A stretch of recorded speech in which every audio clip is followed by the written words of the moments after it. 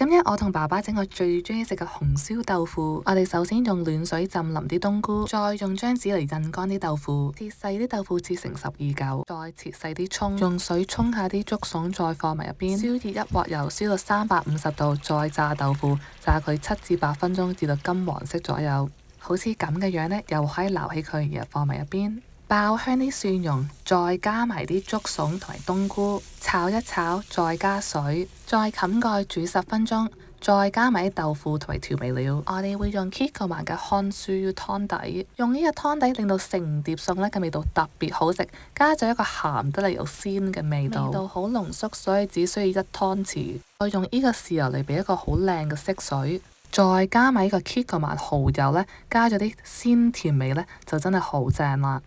加埋啲葱，打返嘅芡，再加少少胡椒粉同麻油，然後兜多2兜呢，咁樣又食得啦。我哋今日整咗個紅燒豆腐，